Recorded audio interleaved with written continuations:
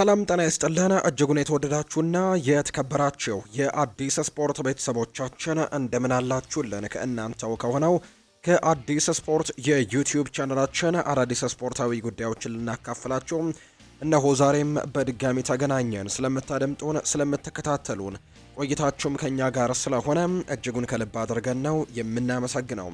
በዛሬ ፕሮግራማችን የተለያዩ ስፖርታዊ ጉዳዮችን የምናነሳ ይሆናል። ከሀገር ውስጥ የኢትዮጵያ ፕሪሚየር ሊግን የተመለከተ መረጃን እናነሳለን። ወደ ውጭ ሀገር ስፖርታዊ መረጃዎቻችን እናመራና ደግሞ ትላንትና በአንዳንድ የአውሮፓ ታላላቅ ሊጎች የተደረጉ ጨዋታዎች ነበሩ። የእነሱን የጨዋታ ውጤቶች እንጠቁማችኋለን። ትልልቆቹን ክለቦች ማንቸስተር ዩናይትድ፣ አርሰናል፣ ቼልሲ፣ ሊቨርፑል፣ ማንቸስተር ሲቲ፣ ሪያል ማድሪድ፣ ባርሰሎናን ጨምሮ ሌሎችም የአውሮፓ ታላላቅ ክለቦችን የተመለከቱ ስፖርታዊ ጉዳዮችንም እያነሳን ቆይታን የምናደርግ ነው የሚሆነው። ፏድ ባህሩ የዛሬውን ፕሮግራም እየመራው ከእናንተ ጋር ቆይታን አደርጋለሁ። እናንተም ቪዲዮአችንን ላይክ፣ ቻናላችንን ሰብስክራይብ እያደረጋችሁ ቆይታችሁን ከኛ ጋር አድርጉ። ከመሸጋገሪያ በኋላ በድጋሚ እንገናኛለን። አብራችሁኝ ቆዩ።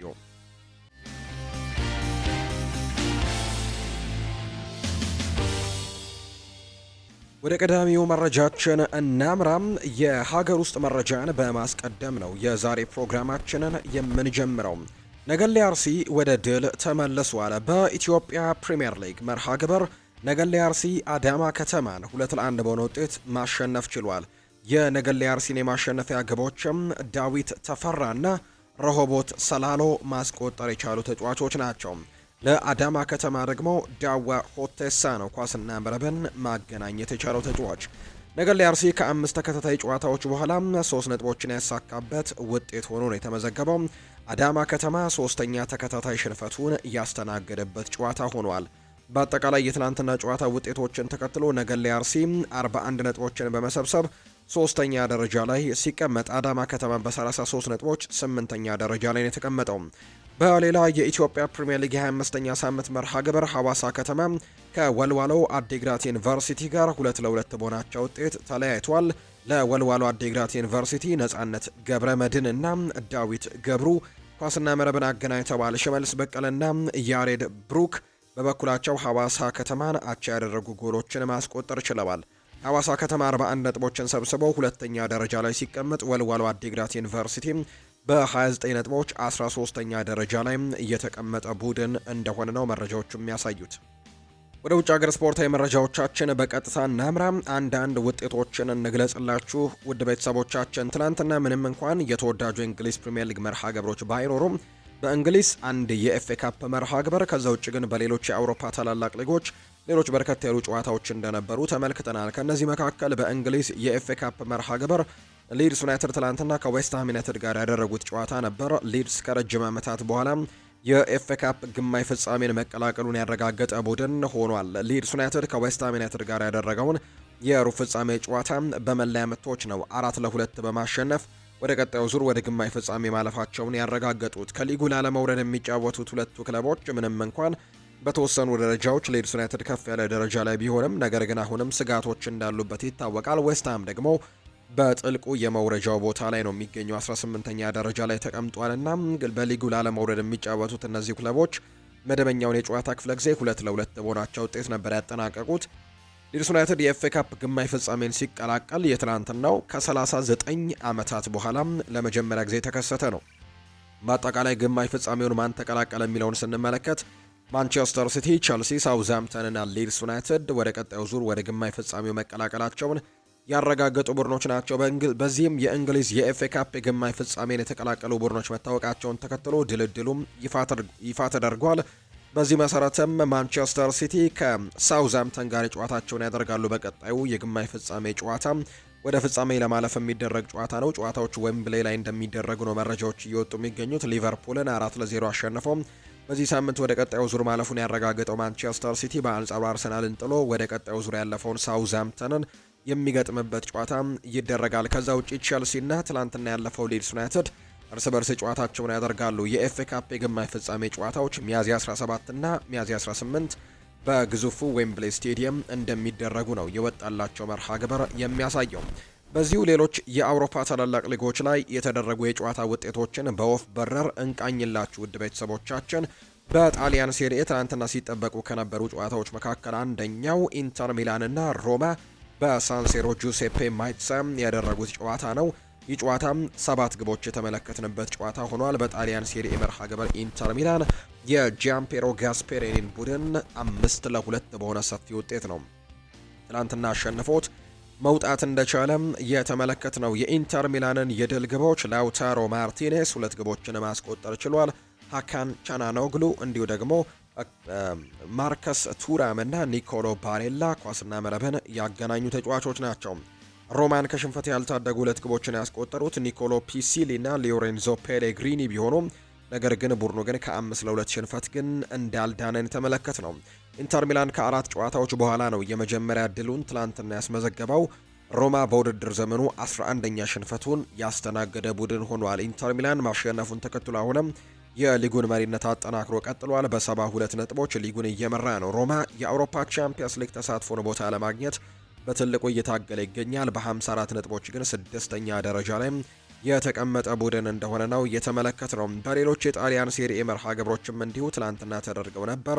ከነዚህ መካከል ቦሎኛ ከሜዳ ውጪ ወደ ክሮምኔንስ ያቀንቶ 2-1 በሆነ ውጤት ማሸነፍ ችሏል። ሌላኛው ቶሪኖና ፒያዛ ያደረጉት ጨዋታ ነው። በቶሪኖ 1-0 አሸናፊነት የተጠናቀቀ ጨዋታ እንደሆነ የሚያሳዩ መረጃዎች ናቸው ትላንትና የወጡት።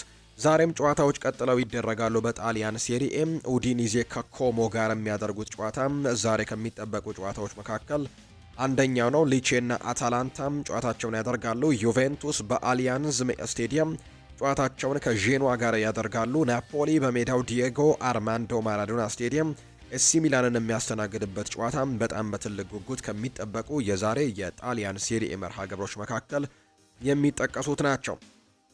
በስፓኒሽ ላሊጋም ትላንትና የተደረጉ ጨዋታዎች ያሉ። ኬታፌ አትሌቲክ ቤልባኦን 2-0 አሸንፈዋል። ቫሌንሲያ በሜዳው ሜስታያ በሴልታ ቪጎ የ3-2 ሽንፈት ትላንትና አስተናግዷል። አዲስ አዳጊው ሪያል ኦቪዬዶ ትላንትና በሜዳው ሲቪያን ገጥሞ 1-0 ያሸነፈበት ውጤትም ትላንት ከተደረጉት ጨዋታዎች መካከል ሲጠበቅ የነበረው ነው። ሌላኛው ዲፖርቲቮ አላቬስ እና ኦሳሱና 2-2 በሆናቸው ውጤት ነው ጨዋታቸውን ያጠናቀቁት። ዛሬ ዢሮና እና ቪያሪያል የሚያደርጉት ጨዋታ በስፓኒሽ ላሊጋ ከሚጠበቁ ጨዋታዎች መካከል አንደኛው ነው። በጀርመን ቡንደስሊጋ ኡኒየን በርሊን ከሴም ፓውሊ ጋር 1-1 አጠናቋል። አይንትራክ ፍራንክፈርት እና ኮሎኝ ደግሞ 2-2 በሆናቸው ውጤት ነው ያጠናቀቁት። ሌላኛው ትላንትና የተደረጉት ጨዋታዎች ደግሞ እንዲሁም በፍሬንች ሊጓንም የተደረጉ አንዳንድ መርሃ ግብሮች እንደነበሩ ተመልክተናል። በፍሬንች ሊጓን የተለያዩ ጨዋታዎችን ተመልክተናል በትላንትናው ዕለት የተደረጉ። በዚህ መሰረትም አንጀርስ ከሊዮን ጋር 0-0 የተለያዩት። ከዛ ውጪ ሊ ሃርቬና ኦንዤ 1-1 ሲያጠናቅቁ ሎሪዮና ፓሪስ ኤፍሲ ጨዋታቸውን አድርገው 1-1 በሆናቸው ውጤት ተጠናቋል። ሌላኛው ሜትስና ናንትስ ያደረጉት ጨዋታ 0-0 ሲጠናቀቅ ሞናኮ ደግሞ ኦሎምፒክ ደ ማርሴን 2-1 ያሸነፉበት መርሃ ግብር ትላንትና በፍሬንች ሊጓን የተደረጉ ጨዋታዎች ናቸው። አርሰናልን የተመለከቱ መረጃዎችን እናንሳ። የክለብ እግር ኳሳዊ ጉዳዮችን በማስቀደም ስንጀምር የጋብርኤል ማጋሌሽ ወቅታዊ ጉዳትን በተመለከተ የተለያዩ መረጃዎች እየወጡ ይገኛሉ። ጋብርኤል ማጋሌሽ በድጋሚ በገጠመው የጉልበት ጉዳት ስጋት ላይ እንደሚገኝ ነው መረጃዎች የሚያሳዩት። ይህ እንግዲህ አሁን ያጋጠመው ህመም ሳይሆን ከካራባው ካፕ ፍጻሜ ማለትም ከማንቸስተር ሲቲ ጋር የቀኝ እግር ህመም ጋር በተያያዘ መሆኑ ነው እየተነገረ የሚገኘው። በወቅቱ ለብራዚል ብሔራዊ ቡድን እንዳይሰለፍም እንቅፋት ሆኖበት የነበረ ቢሆንም በነበረው ጨዋታ ላይ ግን ጉዳቱ በድጋሚ እንዳገረሸበት የሚያሳዩ መረጃዎች አሉ። ጉልበቱ ላይ ህመም ተሰምቶታል። በትክክል ምን እንደሆነ ግን ገና አላወቅንም በማለት ስጋቱንም ይገልጻል። ተጫዋቹ በቀጣዮቹ 24 እና 48 ሰዓታት ውስጥም ሙሉ የህክምና ምርመራ እንደሚደረግለት ይጠበቃል የተባለው። አርሰናል በአሁኑ ወቅት በተከላካይ መስመር ላይ የጉዳት ዜናዎች እየበዙበት ይገኛሉ። በተለይም ከፊት ለፊታቸው የሚጠብቃቸው ወሳኝ የቻምፒየንስ ሊግ የሩብ ፍጻሜ ጨዋታ ከስፖርቲንግ ሊዝበን ጋር በመሆኑ የማጋሌሽ አለመኖር ለቡድኑ ትልቅ ራስ ምታት ሊሆን እንደሚችልም ይገመታል። በሌላ በኩል የአርሰናል በኩል ምርመራ ውጤቱ እንደወጣ መረጃው በፍጥነት እንደምናደርሳችሁ ነው ቃል የምንገባው። ከዛ ውጭ ግን ጋብርኤል ማጋሌሽ መጠነኛ ጉዳት እንዳለበት የሚያሳዩ መረጃዎች ናቸው የወጡት። ፓትሪክ ቪየራ ይናገራል። ስለ አርሰናል ነው አንዳንድ ሀሳቦቹን ያጋራው። በዋንጫ የፍጻሜ ጨዋታ በማንቸስተር ሲቲ መሸነፍ ልትቀበለውና ልትረዳው የምትችለው ነገር ነው። ማንቸስተር ሲቲ ልምድ ያላቸውና ከአርሰናል እኩል ደረጃ ላይ የሚገኝ ቡድን ነውና በእነሱ መሸነፍ ልትቀበለው የምትችለው ነገር ነው። ነገር ግን በሳውዝሃምፕተን መሸነፍ ግን በተለይም ሰዎች የዓለም ምርጥ ቡድን ብለው በሚጠሩበት በዚህ ሰዓት ላይ መሸነፍ በፍጹም ተቀባይነት የሌለው ነገር ነው ሲል ፓትሪክ ቪዬራ ሀሳቡን ሰጥቷል። ከአርሰናል ጋር በተያያዘ ሀሳቡን ሲያጋራ የውድድር ዘመኑን እጅግ ውብ ወቅት ከፊታችን አለ ብሏል ሚኬል አርቴታም ስለ ሲዝኑ መጠናቀቂያ ሲናገር። አሁን ደግሞ ጊዜው ነው። እንደዚህ አይነት ሞመንቶች በውድድር ዘመኑ 2 ወይም 3 ጊዜያት ብቻ ነው የሚኖሩት። የከባዱ ደረጃ የምትጀምርበት የመጀመሪያ ሞመንት ነው። ከባድ የምንላቸው በቻምፒየንስ ሊግ ጥሎ ማለፍና የሊግ ጉዞ ላይ ነው ሲልም ጭምር ይናገራል። ይህ አስቸጋሪ ወቅት ከሆነ በጣም አስቸጋሪ የሆኑ ሌሎች ጊዜያቶችም እንዳሉ ማመን አለብን ሲልም ጭምር ነው የተናገረው። ነገር ግን በጣም አስደሳቹ ጊዜ ግን እየመጣ ነው ሲልም ጭምር ነው የተናገረው። ሌላኛው ሴስ ፋብሬጋስ ከአሰልጣኝ ሚኬል አርቴታ ምክር እንዳገኘም የሚያሳይ መረጃን ይፋ አድርገዋል። አርቴታን አናግሬው ነበር፣ እናም ለዚሁ ስራ ዝግጁ መሆኔን እርግጠኛ እንዳልነበርኩም ነገርኩት። ከዛም ግን እኛ በጣም ተፎካካሪዎች ነን፣ እናም ዝግጁ ባትሆንም ራሱ ለመፎካከር ያለህ ጥማትም መፍትሄዎችን ማግኘት ይረዳሃል ሲልም ነገረኝ። ከ2 ዓመት በኋላ ዞር ብዬ ስመለከተው አርቴታ ልክ ነበር ማለት እችላለሁ። የቡድን አጋሮቼ በምክር ረድተውኛል። ነገር ግን ንግግር ማድረግ፣ ውሳኔዎችን መወሰንና በውስጤ ሁሉንም ነገር ደግሞ ማመን ያለብኝ እኔ ነኝ። አሰልጣኝ ሁልጊዜም ዝግጁ መሆን አለበት ሲልም ጭምር ነው ሴስ ፋብሬጋስ የተናገረው። በኮሞ በጣም ድንቅ ስራዎችን እየሰራ እንደሚገኝ የሚታወቅ አሰልጣኝ ነው። ሌላኛው ኢያን ራይትም ሀሳቡን ሰጥተዋል። ሳውዝሃምፕተን ይህንን ያክል ብልጫ መውሰድ ከቻለና ተጫዋቾቹን በሩብ ፍጻሜ እየተጫወቱ እንደሆነ የማያውቁ እስኪመስሉ ድረስ የተዳከሙ ከመሰሉ ስለምን ደረጃ ነው የምናወራው ሲልም ነው ኢያን ራይት የተናገረው። ይሄ የሚያዝያ ወር ነው። 7 ጨዋታዎች በሊጉ ቀርተውናል። ነገር ግን የሩብ ፍጻሜ ጨዋታዎችን ከሳውዝሃምፕተን ጋር ማሸነፍ እንኳን አልቻልንም። እነዚህ ቅጽበቶች የፕሪሚየር ሊጉን በማሸነፍ ምን ያክል ዝግጁ እንደሆነን የምናሳይበት ነው። አሁን በጣም አዝኛለሁ ሲልም ጭምር ነው የተናገረው። ይህንን ሀሳብ የሰጠው ደግሞ ኢያን ራይት እንደሆነ ነው መረጃዎች እየወጡ የሚገኙት። የማንቸስተር ዩናይትድ ጉዳዮችን እንመልከት። የኒውካስል ዩናይትድ አማካይ ብሩኖ ጉማሬሽ ወደፊት በሆነ ወቅት ላይ መጫወት የሚፈልግባቸውን 2 የብራዚል ክለቦችን ስም ይፋ አድርጓል። የ28 ዓመቱ ተጫዋች ባለፉት ጥቂት ዓመታት በሴንት ጄምስስ ፓርክ ድንቅ ብቃቱን እያሳየ የሚገኝ ተጫዋች እንደሆነ በርካቶች ይመሰክራሉ። የ28 ዓመቱ ተጫዋች በሴንት ጄምስስ ፓርክ ብቃቱን እያሳየ ካለ በኋላ በጣም በበርከት በሚሉ በትልልቅ ክለቦች የሚፈልግ አይነት ተጫዋች ሆናል። በቅርብ ጊዜ ደግሞ ከማንቸስተር ዩናይትድ ጋርም የሚያያይዙት የዝውውር ወሬዎችም ሲወጡ ቆይተዋል። ወደ ማንቸስተር ዩናይትድ ሊያደርግ የሚችለው ዝውውር ምን ያክል እርግጠኛ ወይም የላቀ ደረጃ ላይ እንደደረሰ ግልጽ ባይሆንም ፋብሪዚዮ ሮማኖ በዩቲዩብ ባጋራው መረጃ ግን ማንቸስተር ዩናይትድ በቅርቡ ከጊማሬሽ ወኪል ጋር መገናኘታቸውን ያረጋግጠው። ያም ሆኖ ብሩኖ ጉማሬሽ በአሁኑ ወቅት ኒውካስልን ለመልቀቅም እየተቃረበ አይመስልም። ይልቁንም በእግር ኳስ ዘመኑ መጨረሻ አካባቢ ወደ ብራዚል የመመለስ ፍላጎት እንዳለው ብቻ ነው ፍንጭ እየተሰጠ የሚገኘው። ጉማሬሽ በአንድ ቀን በአትሌቲኮ ፓራናይንሴ ወይም በቫስኮ ደጋማ መጫወት እንደሚፈልግ ነው ያመነው። በጠቀሰው ቪዲዮ ላይም ጉማሬሽ በቤት ውስጥ የቫስኮ ማሊያ ስለመኖሩ ተጠይቆም ሲናገር ቫስኮ ነው የሰጠኝ ማሊያውን ስጦታ አበርክተውልኛል ሲልም ይናገራል። ወደፊት ለቫስኮ መጫወት እፈልጋለሁ ሲልም ጭምር ይናገራል። ወደ ብራዚል የምመለስ ከሆነ ወደ አትሌቲኮ ወይም ደግሞ ወደ ቫስኮ ነው ማመራው ሲልም ጭምር ይናገራል። ይህ አስተያየት ምናልባት ስለ ጉማሬሽ የረጅም ጊዜ እቅድ ግልጽ የሆነ ፍንጭን የሚሰጥ ቢሆንም በዚህ ክረምት ስለሚወስደው እርምጃ ግን ብዙም የሚናገረው ነገር የለም። ወደ ዩናይትድ የመዘዋወር እድሉ ለእሱ ሳቢ ሊሆን ቢችልም ኒውካስል ግን ለማንኛውም ፈላጊ ክለቦች ነገሮችን ቀላል ያደርጋል ተብሎ አይጠበቅም። ጉማሬሽ ለኒውካስል እጅግ በጣም አስፈላጊ ተጫዋች በመሆኑ ክለቡ ባለፈው ዓመት ኮከብ ተጫዋቹን አሌክዛንደር ኢሳክን ለሊቨርፑል አሳልፎ እንደሰጠው አይነት ሌላ ተመሳሳይ ታሪክ እንዳይደገም ጥረት ለማድረግም እየሞከረ እንደሚገኝ ጭምር ነው መረጃዎቹም እየወጡ የሚገኙት።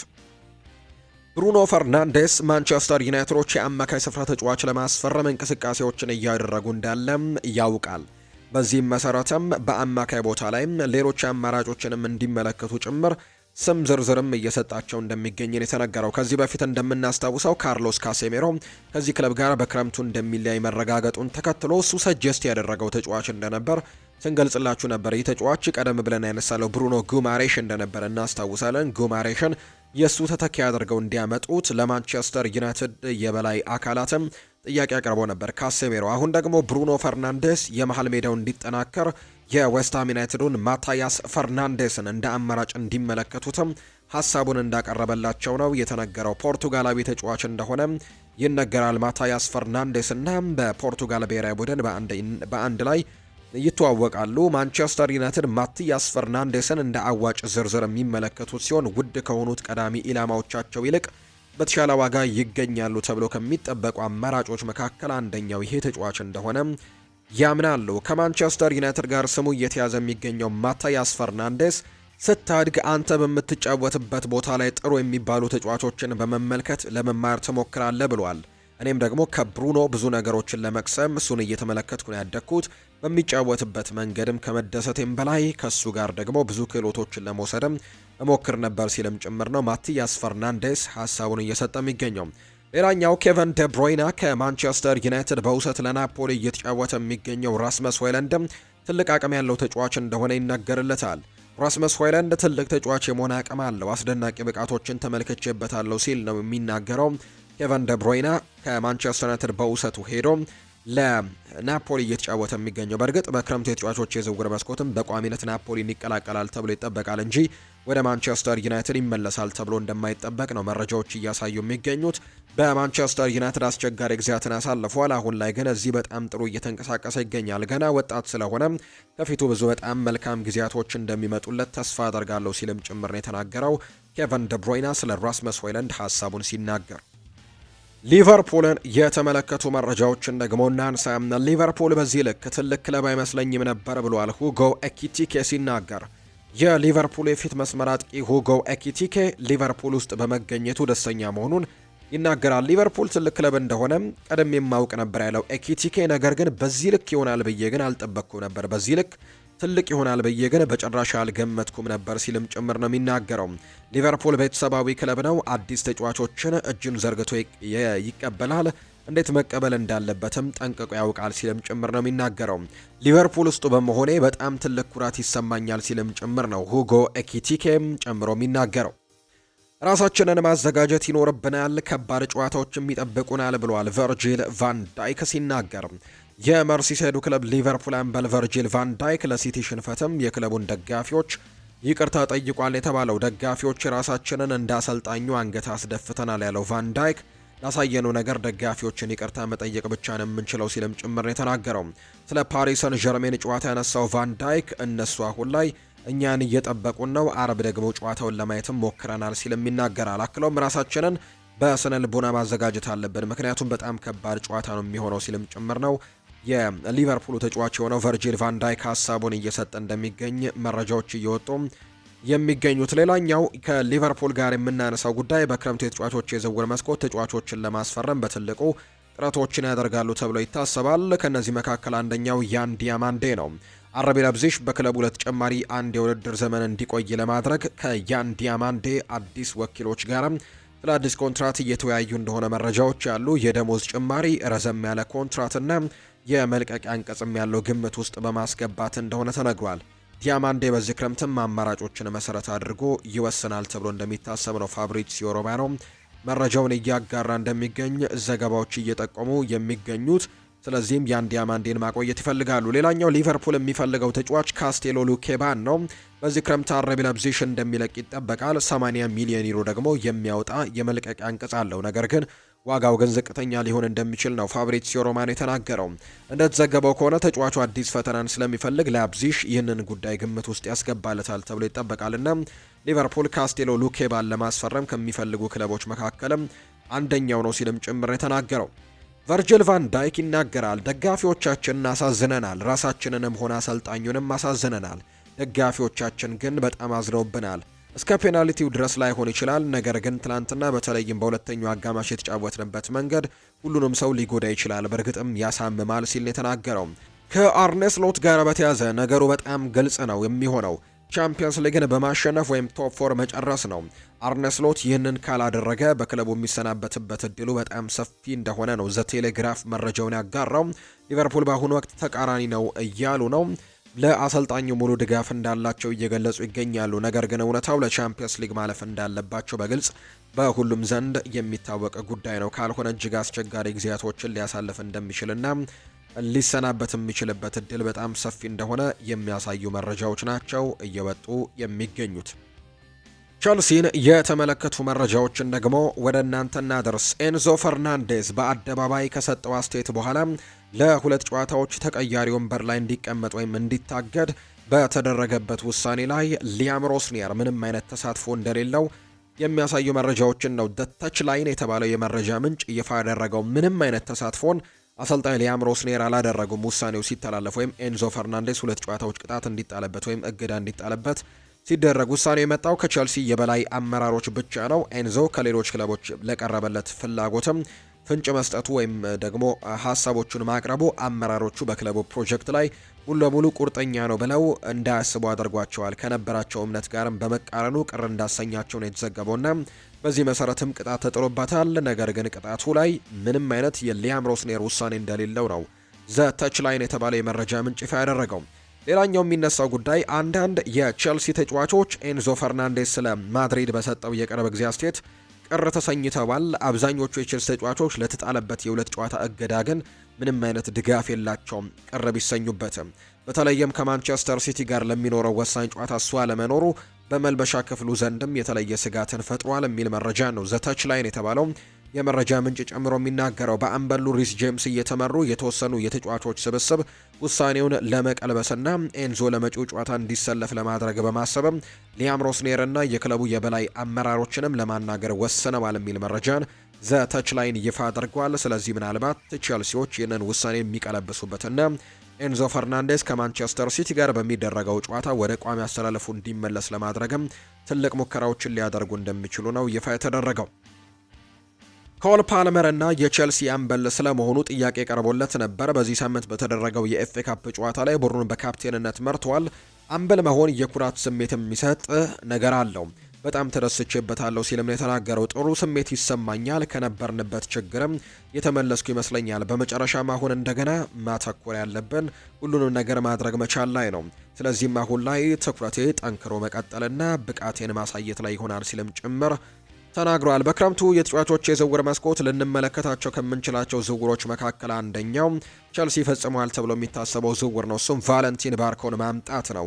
ቫለንቲን ባርኮ በክረምቱ የዝውውር መስኮት ለቸልሲ የሚፈርም የመጀመሪያው ተጫዋች ይሆናል ብሏል ፋብሪዚዮ ሮማኖ በመረጃው ላይ ሲያጋራና በእርግጠኝነት ቸልሲዎች የመጀመሪያ ፊርማቸው ቫለንቲን ባርኮን ያደርጋሉ ሲልም ጭምር ተናግሯል ፋብሪዚዮ በዘገባው ላይ።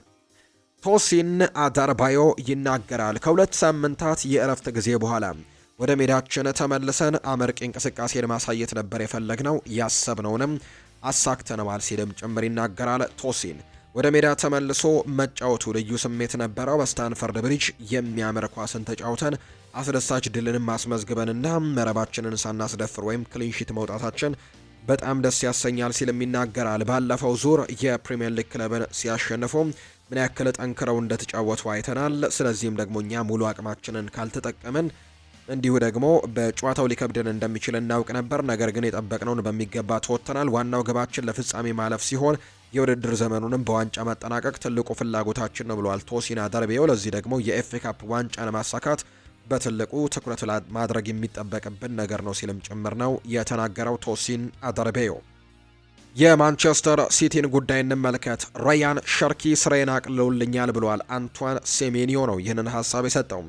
የማንቸስተር ሲቲው የፊት መስመር ተጫዋች የሆነው አንቷን ሴሜኒዮ ራያን ሸርኪ ያለው ተሰጥኦ እንዳስገረመው ይናገራል። ሸርኪ ከዓለም ምርጥ ተጫዋቾች አንደኛው ነው ሲል የገለጸው ሴሜኒዮ እሱ ከኳስ ጋር ምን ማድረግ እንደሚችል በደንብ ጠንቅቆ የሚያውቅ ተጫዋች ነው ሲልም ይናገራል።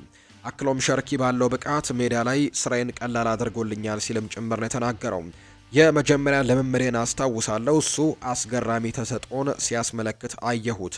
እናም ይሄ ምንም አይነት ተጫዋች ነው ብዬም ራሴን ጠይቄ ያለው ሲልም ጭምር ይናገራል። ይሄ ምን አይነት ድንቅ እግር ኳስ ተጫዋች ነው ብዬም ራሴንም እስኪገርመኝ ድረስ ነበር እየተመለከትኩት ሲልም ነው አንቷን ሴሜኒዮ የተናገረው። ማንቸስተር ዩናይትድ እና ማንቸስተር ሲቲ የኖቲንግሃም ፎረስቱን አማካይ የሆነው ኤሊየት አንደርሰንን ለማስፈረም በዚህ ክረምት በፍጥነት ይንቀሳቀሳል ተብሎ ይጠበቃል። ለተጫዋቹ የሚቀርበው ማንኛውም የዝውውር ሂሳብም ወደ 100 ሚሊዮን ፓውንድ አካባቢ ሊጠጋ እንደሚችል ነው መረጃዎች የወጡት። ሁለቱም ክለቦች ተጫዋቹን በዓለም ዋንጫው ላይ ጠንካራ ብቃት ካሳየው ዋጋው አሁን ካለው በላይም ሊነር ይችላል ብለው ይሰጋሉ። በአሁኑ ወቅት ማንቸስተር ሲቲ ተጫዋቹን ለማግኘት የሚደረገው ፉክክርን በቀዳሚነትን እየመራ እንደሚገኝ የሚያሳዩ ዘገባዎች ናቸው በትልቁ የወጡት። በተጨማሪ ግን ጣሊያናዊው ኢንተርናሽናል ሳንድሮ ቶናሊ ከኒውካስል ዩናይትድ ጋር በአዲስ ውል ላይ መስማማት ካልቻለ ማንቸስተር ሲቲን እንደ አማራጭ ሊያስፈርማቸው በሚፈልጋቸው ተጫዋቾች ዝርዝር ውስጥም ይገኛል ተብሎ እንደሚታሰብ ነው ዘሰን የተባለው የመረጃ ምንጭም መረጃውን ይፋ ያደረገው። ጋሪ ኔቨል ስለ አብዲኮዱር ኩሶኖቭ ይናገራል። እሱ ለሲቲ ድንቅ ፈራሚ ነው። ማንም እሱ እዚህ እንደሚደርስ የሚያውቅ የለም። እናም አሁን ላይ ግን ሁሉም ሰው ምን አይነት ተጫዋች እንደሆነ እያየ ይገኛል ሲልም ነው ጋሪ ኔቨል ስለ አብዲኮዱር ኩሳኖቭ የተናገረው። በማንቸስተር ሲቲ በቅርብ ጊዜ በጣም ጥሩ ብቃትን እያሳዩ ከሚገኙ በተለይ በተከላካይ መስመር ላይ በጣም በጥሩ እንቅስቃሴ ላይ እየተመለከትናቸው ከምንገኛቸው ተጫዋቾች መካከል አንደኛው እንደሆነ እየተገለጸ ይገኛል። የአብዲኮዱር ኩሳኖቭ እና ጋሪ ኔቭልም ይህንን አስተያየት ነው የተናገረው። እዚህ ደርሳል ብሎ የጠበቀ አንድም ሰው አልነበረም፣ ነገር ግን ድንቅ ተጫዋች መሆኑን እያሳየ ነው ሲል ጭምር ነው የተናገረው። የሪያል ማድሪድ መረጃን ወደ እናንተ እናደርስ። ሪያል ማድሪድ በቀላሉ እናሸንፋለን ብለዋል። የሪያል ማድሪድ ከባየር ሚኒክ ጋር ከሚያደርጉት የአውሮፓ ቻምፒየንስ ሊግ ሩብ ፍጻሜ ጨዋታ በጣም ከሚጠበቁ የዚህ ሳምንት ነገና ከነገ በስቲያ ከሚደረጉ የአውሮፓ ቻምፒየንስ ሊግ ተጠባቂ ጨዋታዎች መካከል አንደኛው ነው። ሪያል ማድሪድ ከባየር ሚኒክ ጋር የሚያደርጉት የአውሮፓ ቻምፒየንስ ሊግ ሩብ ፍጻሜ ጨዋታ በትልቅ ጉጉት ከሚጠበቁ ጨዋታዎች መካከል አንደኛው ነው። የባየር ሚኒክ ተጫዋቾች ጨዋታውን ስለማሸነፋቸው ስጋት እንደሌላቸው የሰጡት አስተያየትም እንዲሁ አረጋግጠዋል። ተጫዋቾቹ ሲናገሩ ቶም ቢሾፍ ለምሳሌ ሪያል ማድሪድን ማሸነፍ እንደምንችል በጣም እርግጠኛ ነኝ ሲልም ነው ቶም ቢሾፍ የተናገረው። በዚህ ሳምንት በተለይ ከኋላ ተነስተው 3-2 በሆነ ውጤት ሲያሸነፉ ከ80 በላይ ጎሎችን አስቆጥረው ከ80ኛው ደቂቃ በላይ ነው 3 ጎሎችን አስቆጥረው 3-2 በሆነ ውጤት ያሸነፉት 2-0 እየተመራ የነበረው ቡድን በዛ ጨዋታ ላይ 2 ጎሎችን አስቆጥረዋል ቢሾፍ እና ሪያል ማድሪድንም ማሸነፍ እንደምንችል እርግጠኛ ነኝ ሲልም ነው የተናገረው። ሌላኛው ስታንስቲች የሰጠው ሀሳብ ነው። ወደ ጨዋታው የምንገባው 110% እንደምናሸንፍ እርግጠኛ ሆነን ነው ሲልም ስታንስቲች ይናገራል። ሌላኛው ሌናርት ካርል የሰጠው ሀሳብ ነው። አሁን ላይ በዓለም ላይ ያለ የትኛውም ቡድን በቀላሉ ማሸነፍ እንችላለን ሲልም ጭምር ነው ሌናርት ካርል ሀሳቡን የሰጠው።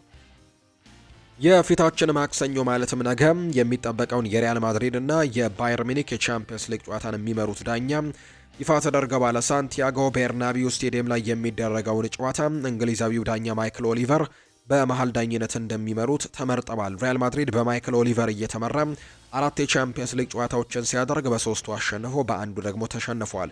በሌላ በኩል ማይክል ኦሊቨር የባየር ሚኒኩን ጨዋታ በ7 አጋጣሚዎችም እንደመሩ ጭምር የሚያሳዩ መረጃዎች ናቸው ያሉት። ባየር ሚኒክ በዳኛው እየተመራ 6 ጨዋታዎችን ሲያሸንፍ በአንዱ ጨዋታ ደግሞ አቻ መለየቱ ነው የሚታወሰው። ፓሪስ ሳን ዠርሜኖች ኤድዋርዶ ካማቪንጋን በቅርበት እየተከታተሉት ይገኛሉ። ሪያል ማድሪድ ተጫዋቹን የመሸጥ እድሉን ሊጠቅመው እንደሚችልም ጭምር ነው ዲያሪዮ አስ የተባለ የመረጃ ምንጭ ይፋ ያደረገው። ስለዚህ ፓሪስ ሳን ዠርሜኖች ኤድዋርዶ ካማቪንጋን በቅርበት እየተከታተሉት እንደሚገኙ ዘገባዎች ይጠቁማሉ። በዚህ ውድድር ዘመን 38 ጎሎችን ያስቆጠረው ኬሊያን ምባፔ የችግሩ መንስኤ ሊሆን አይችልም የሚል መረጃ እየወጣ ይገኛል። ዲያሪዮ አስ ከኬሊያን ምባፔ ጋር በተያያዘ ሰፋ ያሉ መረጃዎች እየወጡ ነው። ኬሊያን ምባፔ 38 ግቦችን አስቆጥሮ የቡድኑ ችግር መንስኤ ላይሆን ቢችልም ነገር ግን በአሁኑ ሰዓት ግን መፍትሄው አካልም አይመስልም ብሏል ዲያሪዮ አስ በመረጃው። የመጨረሻ ጎሉን ያስቆጠረው በየካቲት 8 ማለትም ፌብሩዋሪ 8 ነበር። ማድሪድ ከአርቤሏ ጋር ያሳየው ምርጥ ጉዞ ማንቸስተር ሲቲን ማስወጣትን ጨምሮ 5 ተከታታይ ድሎች የተመዘገቡት እሱ በቋሚነት ሳይሰለፍ በነበረው ጨዋታ ወቅት ነው። ቡድኑ ያለሱ መጫወትን ተላምዶት ነበር። እንዲያውም ጥሩ ብቃትም አሳይቷል። ከጉልበት ጉዳቱ ጋር በተያዘም ከተነሳው ውዝግብ በኋላ ወደ ሜዳ ተመልሷል። ወዲያውኑ ግን አስከፊ ሽንፈትንም እንደተከተለበት የምናስታውሰው ነው። በተለይም ከቪኒሲዮስ ጁኒየር ጋር አብሮ በሚሰለፍበት ወቅት ላይ እሱ በሜዳ ላይ በመኖሩ ምክንያት ቡድኑ እያጣው ያለው የጋራ የመከላከል ጥንካሬን ለማካካስም የግድ ወደ ጎል ማስቆጠሩ መንገድ መመለስ ይኖርበታል የሚል ሀሳብን ነው ዲያሪዮ አስ የተባለው የመረጃ ምንጭ ይፋ ያደረገው። ሪያል ማድሪድ ለአንቶኒ ሩዲገር የኮንትራት ማራዘሚያ ጥያቄም እንዳቀረበለት የሚያሳዩ መረጃዎች ያለው። በቅርቡም ኮንትራቱን ያራዝማል ተብሎ ይታሰባል። ሪያል ማድሪዶች ለመሃል ተከላካዩ አንቶኒ ሩዲገር ግን የኮንትራት ጥያቄ አቅርበውለታል። ኬሊያን ምባፔም ሜዳ ላይ ከማጥቃቱ በተጨማሪ መከላከል እንዳለበት ራሱም ጠንቅቆ ያውቃል። በተጨማሪም እንደ ቡድን መጫወትም ይኖርበታል።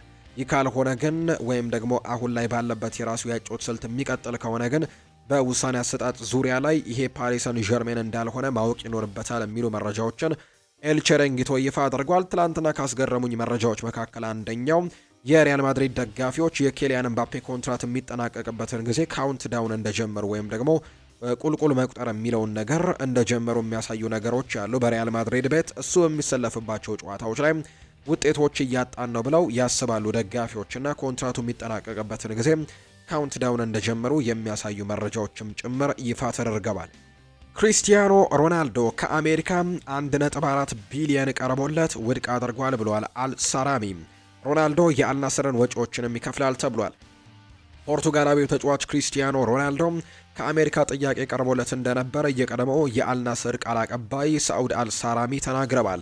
ክሪስቲያኖ ሮናልዶ ከአሜሪካው ክለብ ኢንተር ማያሚ 1.4 ቢሊዮን ዶላር ቀርቦለት እንደነበር ይገልጻል። የክለቡ ፕሬዝዳንት ለሮናልዶ በቀጥታ ደውለው እንደነበርና ሮናልዶ ውድቅ በማድረግ በአልናስር ለመቀጠል መወሰኑን ይፋ አድርጓል።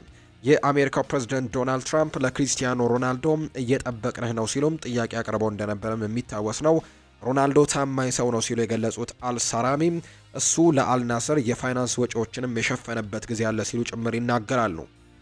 አልናስር የኤዥያ ፍቃድ ለማሳደስ የገንዘብ እጥረት ገጥሞት ክሪስቲያኖ ሮናልዶ ማገዙን ነው የገለጸው። ሮናልዶ በቅርቡ የክለቡ በባለቤቶች ከሌሎች ጋርም በእኩል አይን አያዩትም፣ ለሰራተኞች ደሞዝም አልተከፈለም በሚል ተቃውሞ ላይም እንደነበርም ጭምር ነው የሚታወሰውና ከባለቤቶቹ ጋርም የተለያዩ ነገሮችም ተነስተው እንደነበር ጭምር ይናገራል።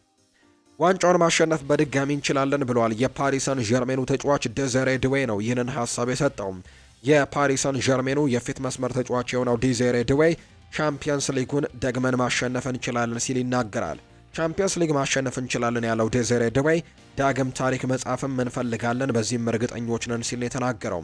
አክሎም ምን ማድረግ እንደምንችል እናውቃለን፣ ውስብስብ ሁኔታ ውስጥም ብንሆን እንኳን ማስተካከል እንደምንችል እናውቃለን ሲል ይናገራል። ፓሪስ ሰን ዠርሜን ሮብ ከሊቨርፑል ጋር የቻምፒየንስ ሊግ የሩብ ፍጻሜ ጨዋታ እንደሌለ ይታወቃልና ዴዜሬ ድዌ ግን የዘንድሮንም ዋንጫ ድጋሚ ማሳካት የምንችለው ዋንጫ ነው ሲልም ጭምር ነው ሀሳቡን እየሰጠም የሚገኘው። የእንግሊዝ ኤፍኤ ካፕ ሩብ ፍጻሜ ጨዋታዎችን የሚያሸነፉ ክለቦች 477,000 ፓውንድም የሽልማት ገንዘብ ይቀበላሉ። ገንዘቡ ማንቸስተር ሲቲ በቅርቡ ካራባው ካፕን አሸንፎ ከተሰጠው ሽልማትም በ5 እጥፍ የበለጠ ነው ተብሏል። የኤፍኤ ካፕ ግማሽ ፍጻሜን የሚያሸንፍ ክለብ 1 ሚሊየን ፓውንድም ሲያገኝ ተሸናፊው ደግሞ ለጥረቱ 530,000 ፓውንድም ይሰጠዋል። ግንቦት ላይ የኤፍኤ ካፕ ዋንጫን የሚያሸንፈው ቡድን 2.1 ሚሊዮን ፓውንድ ሽልማትም የሚያገኝ ይሆናል። በዚህ ዓመት ማንቸስተር ሲቲ፣ ቸልሲ እና ሳውዝሃምፕተን እንዲሁም ሌድስ ዩናይትድ ግማሽ ፍጻሜ የተቀላቀሉ ክለቦች ናቸው። ሳውዝሃምፕተን ግን ልዩ ፍቃድ ሊሰጠው እንደሆነም ተነግሯል። ሳውዝሃምፕተን የኤፍኤ ካፕ ዋንጫ ድላቸውን 50ኛ ዓመት ለማክበርም በዚሁ ዓመት በውድድሩ ልዩ ማሊያን እየለበሱ ይገኛሉ። የማሊያው ዲዛይን ክለቡ በ1976 በኤፍኤ ካፕ ፍጻሜ ማንቸስተር ዩናይትድን 1-0 ሲያሸንፉ የለበሰውን ማሊያ የሚዘክር ነው። ሳውዝሃምፕተን ከ50 ዓመታት በፊት ያሳካውን የኤፍኤ ካፕ ዋንጫን በታሪኩ ያሳካው ብቸኛው ትልቁ ዋንጫ እንደሆነ ይታወቃል። ይሁን እንጂ ሳውዝሃምፕተን በግማሽ ፍጻሜው ይህንን ልዩ ማሊያ ለመልበስም የተለየ ፍቃድ ያስፈልጋቸዋል። የእንግሊዝ ኤፍኤ ክለቦችም በግማሽ ፍጻሜ የሚለብሱትን ማሊያ በዓመቱ መጀመሪያ እንዲያስመዘግቡ ያስገድዳል። አሁን ላይ ኤፍኤው ሳውዝሃምፕተን ማሊያውን እንዲለብስ ልዩ ፍቃድ ለመስጠት ፈቃደኛ መሆኑ ተነግሯል። ይህም የሆነው ግን በግማሽ ፍጻሜው ጨዋታ ላይ ከተጋጣሚው ማሊያ ጋር ካልተጋጨ ብቻ መሆኑ ተነግሯል። ሳውዝሃምፕተን በግማሽ ፍጻሜውም ከማንቸስተር ሲቲ ጋር እንደሚጫወትም የሚታወቅ ጉዳይ ነው። ፒኤስቪ አይንድሆቨን የሊጉ ሻምፒዮን ሆኗል። ፒኤስቪ አይንድሆቨን የዘንድሮ የ2025-26 የውድድር ዓመት የኔዘርላንድ ሊግ አሸናፊ መሆኑን አረጋግጧል። ፌኖርድ ነጥብ መጣሉን ተከትሎ ፒኤስቪ ገና በሊጉ 29ኛ ሳምንት የዋንጫውን አሸናፊነት አረጋግጧል። ሊጉ ገና 5 ጨዋታዎች ቢቀሩትም ፒኤስቪ በ17 ነጥብ ልዩነቶች እየመራ ነው የሚገኘው። ፒኤስቪ ለተከታታይ 3ኛ የውድድር ዘመንም የሊጉ ሻምፒዮን መሆኑን አረጋግጧል። ፒኤስቪ 27ኛ የኔዘርላንድ ሊግ ዋንጫቸውንም እንዳሸነፉ ጭምር ነው ቁጥሮቹ እያሳዩ የሚገኙት። የኤርትራ ተጫዋቾች መኮብለላቸው ይፋ ተደርጓል። የኤርትራ ብሔራዊ ቡድን የቅድመ ማጣሪያ ጨዋታውን አሸንፎ ወደ አፍሪካ ዋንጫ ማጣሪያ ምድብ ድልድል መቀላቀሉ የሚታወቅ ነው። አሁን ላይ 7 ያክል የብሔራዊ ቡድኑ የሀገር ውስጥ ተጫዋቾች ከቡድን ስብስብ መጥፋታቸው ይፋ ተደርጓል። ከቅርብ ምንጭ ለማጣራት እንደተሞከረው በሀገር ውስጥ ይጫወቱ የነበሩ 7ቱ ተጫዋቾች ኢስዋቲኒ ላይ መጥፋታቸው ነው ይፋ የተደረገው። ተጫዋቾቹ ብሔራዊ ቡድኑ ወደ አፍሪካ ዋንጫ ማጣሪያ እንዲመለስ ከረዱ በኋላ ለመመለስ ግን ፍቃደኛ አልሆኑም። በቡድን ስብስብ ከተካተቱት 10 የሀገር ውስጥ የሚጫወቱ ተጫዋቾች 3ቱ ብቻ ናቸው ወደ ሀገራቸው የተመለሱት። ከዛ ውጭ ግን 7ቱ መጥፋታቸው ይፋ ተደርጓል። ሮቤርቶ ዲዘርቢ ወደ ቶትናም ያቀናው በዋና አሰልጣኝነት ብቻ አይደለም ተብሏል። ከዚህ ቀደም ሰር አሌክስ ፈርጉሰን በዩናይትድ እንደነበራቸው አይነት ትልቅ ሚናንም ይጫወታል ተብሏል። የተጫዋቾች ዝውውርን የምልመላና የክለቡንም የእግር ኳሳዊ ጉዳዮችንም አቅጣጫ ወዴት መሄድ እንዳለበትም ውሳኔ ለመስጠት የሚያስችለውም የውል አንቀጽ እንዳለው ጭምር የሚያሳዩ መረጃዎች ናቸው እየወጡ የሚገኙት። የውል አንቀጹ ስለተካተተበት ነው ሮቤርቶ ዲዘርቢ ስፐርስን መቀላቀልም ምርጫው እንዳደረገም የሚያሳዩ ነገሮችም እየወጡ የሚገኙትና በቀጣይም ይህንን ቡድን በተለያዩ ዘርፎችም ይመራዋል ተብሎ እንደሚታሰብ ነው መረጃዎች እየወጡ እንደሚገኝ ዘገባዎች እየጠቆሙ የሚገኙት። ሌላኛው የሚነሳው ጉዳይን ደግሞ እናንሳም። ሰሞኑን በማህበራዊ ሚዲያዎች ላይ እንደ ትልቅ ነገር በጣም በትልቁ እየተሰራጨ የሚገኝ አንድ አነጋጋሪ ቪዲዮ የመላው እግር ኳስ ቤተሰብንም ጉድ አሰኝቷል። ሊዮኔል ሜሲ፣ ክሪስቲያኖ ሮናልዶ፣ ኬሊያን ኤምባፔና ቪኒሲዮስ ጁኒየር በአንድ ክፍል ውስጥ ተቀምጠው ይታያሉ። ብዙዎች በእውነት በአካል ተገናኝተዋል ብለው የጠየቁበትና ሚሊዮኖችንም ግር ያሰኘው ይህ የዴንማርኩ የዓለማችን ግዙፍ የመጫወቻ ማምረቻ ተቋም የሆነው ሌጎ የእግር ኳስ ጥበብን ከዘመናዊ የዲጂታል ቴክኖሎጂ ጋር ያዋሃደ ነው። ነገር ግን እውነታው ብዙዎችን ሊያስገርም ይችላል። አራቱ ተጫዋቾች በአካል ተገናኝተው የተቀረጹት ወይስ ደግሞ የቴክኖሎጂ ውጤት ነው የሚለው በርካቶችን ሲያጠያይቅ የነበረ ጉዳይ ነው። የማስታወቂያው ኩባንያ የዓለማችን ግዙፍ የመጫወቻ ማምራች ተቋም ሌጎ የዓለም ዋንጫ መቃረቡን በማስመልከትም ያሰራጨው ለየት ያለ ማስታወቂያ ነው።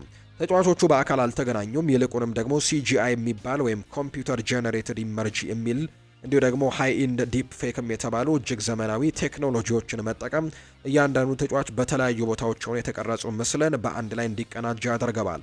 ሜሲና ሮናልዶ የእግር ኳስ ታሪክ ታላቅ ተምሳሌቶች በመሆናቸው ኤምባፔና ቪኒሲዮስ ደግሞ የአሁኑና የወደፊቱ የእግር ኳስ ፊት በመሆናቸው በአንድ ላይ እንዲታዩ ተመርጠዋል። የማስታወቂያው ጥራት እጅግ ከፍተኛ በመሆኑ የተጫዋቾቹ የሰውነት እንቅስቃሴና እርስ በርስ የሚሰጡት አሴት ወይም አይ ኮንታክትም ልክ በአካል ተገናኝተው የተቀረጹ ነው የሚመስለው። የማስታወቂያ ወደፊት ስፖርትና ቴክኖሎጂ ምን ያክል ሊቀራረቡ እንደሚችሉ ትልቅ ማሳያ ነው። ተጫዋቾቹ በአካል ባይገናኙም አራቱም በአንድ ፍሬም ውስጥ ግን ማሳየቱ ወይም ማየቱም ለብዙዎችም ትልቅ ደስታን የፈጠረ ማስታወቂያ እንደነበር ጭምር የምናስታውሰው ነው።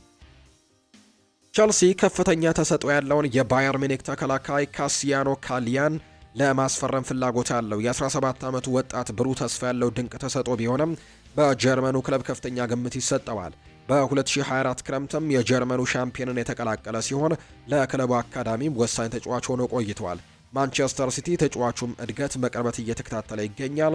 ቲም ቶክ ያወጣው ዘገባ እንደሚያመለክተው ከሆነ የተጫዋቹ አባትም በቅርቡ ወደ ለንደን በመጓዝ ከሁለቱ የፕሪሚየር ሊግ ክለቦች ጋርም የግል ውይይቶችን አድርጓል።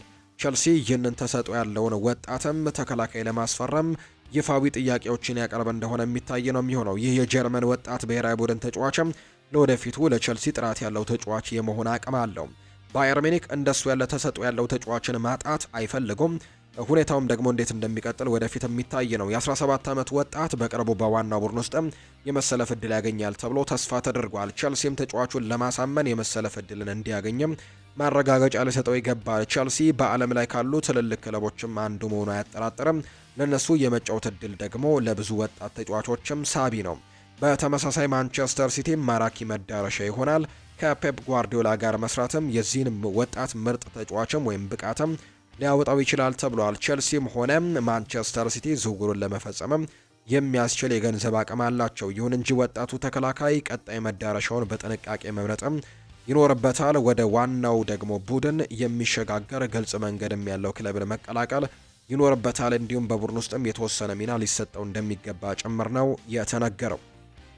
የተወደዳችሁና የተከበራችሁ ቤተሰቦቻችን ለዛሬ ያዝንላችሁ አዳዲስ ስፖርታዊ ጉዳዮቻችን እነዚህን ነው የሚመስሉት። ስላደመጣችሁን፣ ስለተከታተላችሁን ቆይታችሁም ከኛ ጋር ስለነበር እጅግ ከልብ አድርገን እናመሰግናለን። ፉአድ ባህሩ የዛሬውን ፕሮግራም እየመራው ከእናንተ ጋር ቆይታን አድርግ ያለው። በቀጣይ ፕሮግራሞቻችን ሌሎች ስፖርታዊ ጉዳዮችን፣ ሌሎች አዳዲስ መረጃዎችን አካተን በድጋሚ ተመልሰን የምንገናኝ ይሆናል። ለዛሬ ግን ስላደመጣችሁኝ፣ ስለተከታተላችሁኝ ቆይታችሁም ከኛ ጋር ስለነበር ከልብ አድርገን ነው የምናመሰግነው። ፏድ ባህሩ የዛሬውን ፕሮግራም እየመራው ከእናንተ ጋር ቆይታን አድርጌያለሁ። በቀጣይ ፕሮግራሞቻችን በድጋሚ ተመልሰን እንገናኛለን። መልካም ጊዜ መልካም ቀን እንዲሆንላችሁም በአክብሮት ተመኘሁኝ።